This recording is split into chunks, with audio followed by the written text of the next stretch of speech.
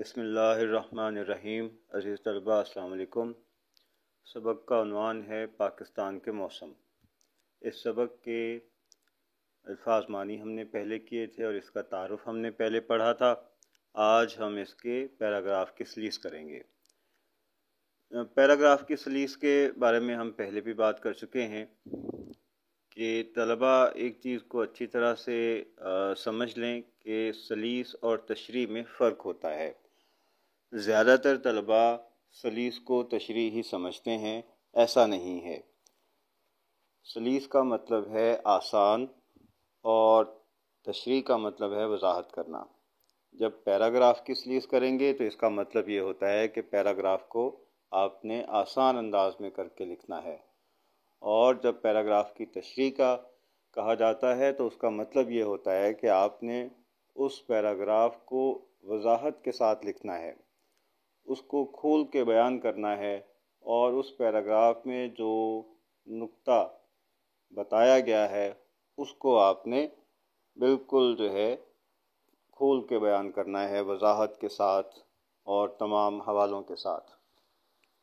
हमारे यहाँ पर इस 8वीं क्लास में पैराग्राफ की सलीस है। मिसाल के तौर पे ये पैराग्राफ देखिए, इसके शुरू में लिखा है हर मौसम अल्लाह ताला, और फिर आखिरी जो 3 अल्फाज हैं वो है लुत्फ़ उठाते हैं। ये पैराग्राफ है। इसकी जब हम सलीस करेंगे तो उसका तरीक़ाकार क्या है। सबसे पहले हमने सबक का उन्वान लिखना है, और फिर ये सुर्खी देने के बाद आप कलम से यानी पेन के साथ आपने सबक का उन्वान लिखना है। फिर उसके बाद अल्फाज और मानी के आपने सुर्खियाँ देनी हैं, यानी हेडिंग्स देनी हैं, और पेन के साथ अल्फाज मानी लिखने हैं। फिर उसके बाद जो आप सुर्खी देंगे वो सलीस लिखेंगे या फिर पैराग्राफ की सलीस, दोनों हेडिंग में से कोई एक हेडिंग आप देंगे। तो इस पैराग्राफ की सलीस करके मैं आपको बता रहा हूँ। ओरिजिनल पैराग्राफ जो है वो आपके सामने है, और इसकी सलीस जो है मैं करके आपको बता रहा हूँ। सबसे पहले आपने उसके अल्फाज मानी लिख लेने हैं। जैसे नेमत है, नेमत का मतलब इनाम है। लुत्फ़ है, उसका मतलब मज़ा है। और सिकंजबीन एक मशरूब जो लीमू और चीनी या नमक से बनाया जाता है। बहार दिखाना, रूप दिखाना, जायका यानी मज़ा। अब इसकी सलीस जो है वो इस तरह से होगी। हर मौसम हमारे लिए अल्लाह ताला की तरफ से एक इनाम है। हमारे मुल्क में मौसम एक जैसा नहीं रहता, बल्कि ये मौसम बदल कर आते हैं। कभी गर्मी तो कभी सर्दी, कभी बहार तो कभी ख़िज़ां। मौसमों का बदल बदल कर आना ही तो मज़ा देता है। इसकी तो बात ही अलग है।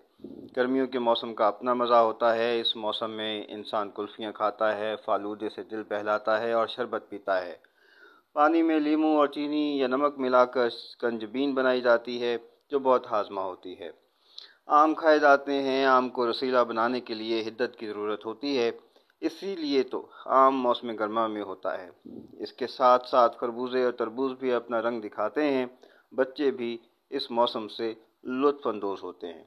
वो मुख्तलिफ़ जायके की आइसक्रीम खाकर मज़े लेते हैं। बुज़ुर्ग खुली हवा में दरख्तों के नीचे सायेदार दरख्त पर बैठते हैं। तो आपने देखा कि किस तरह से मैंने जो शुरू में अल्फाज मानी लिखे हैं उनका इस्तेमाल किया है, और दूसरा मैंने पैराग्राफ को अपने अंदाज में लिखा है। यानी पहले पैराग्राफ पढ़ लिया, पढ़ने के बाद अल्फाज मानी भी लिख लिए, फिर उसके बाद जब मैंने उसकी सलीस लिखना शुरू की है तो उसको अपने अंदाज में लिखा है और अल्फाज मानी का इस्तेमाल किया है। तो इस तरह से पैराग्राफ की सलीस हो गई। तो आपने इसी तरह से जो दूसरा पैराग्राफ है जो शुरू होता है मौसम सरमा का ज़ोर, और आखिरी अल्फाज इस पैराग्राफ के अरसे के लिए आता है, इसकी वो सलीस करनी है।